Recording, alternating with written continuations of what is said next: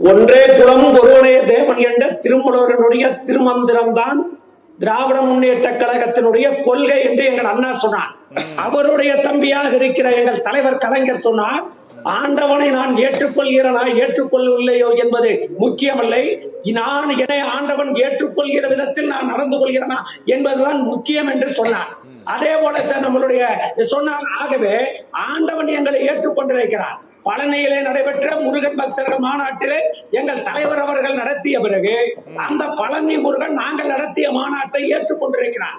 ஆனால் மதுரையிலே பிஜேபியும் சங்கிகளும் RSS கூட்டமும் நடத்துகின்ற மாநாட்டை கண்டிப்பாக முருகன் ஏற்றுக்கொள்ள மாட்டான் என்பதிலே எல்லளவும் மாற்றமில்லை. அதே போல பேசுறாரு தூத்துக்குடி செல்வம் பேசுறாரு, பழனியில நடைபெற்ற மாநாடு ஓட்டுக்காக திமுக நடத்துச்சுன்னா நாங்க மதுரையில் நடத்துற மாநாடு ஓட்டுக்காக நடத்துறோம்னு பேசுறோம். நான் கேட்கிறேன், பழனியில எப்ப மாநாடு நடந்துச்சு? நாங்க தேர்தல் முடிந்து நாங்கள் ஜெயித்த பிறகு மாநாடு நடைபெற்றது. ஆனால் அடுத்த வருஷம் தேர்தல் வருது.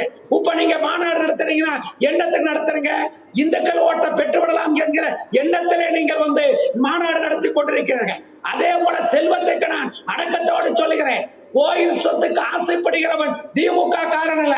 வடக்கே போய் வா, கோயில் சொத்தை அத்தனை சொத்தையும் கொள்ளையடித்து வைத்திருப்பவர்கள் இந்த நாட்டில் போலி சாமியார்கள்.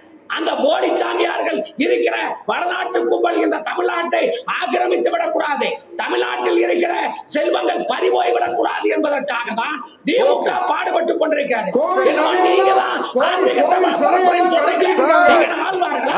நீங்கள நாயன்மார்களா? நீங்கள ஆண்டாளா?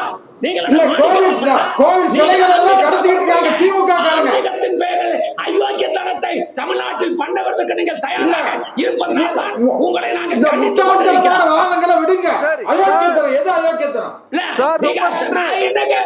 இத்தனை அயோக்கியத்தனம் செஞ்சு தமிழ்நாட்டை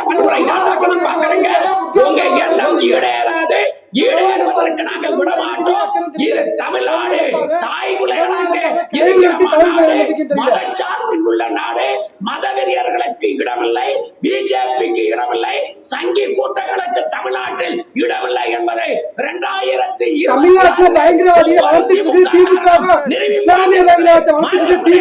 பதிவு கடமைப்பட்டிருக்கோம்.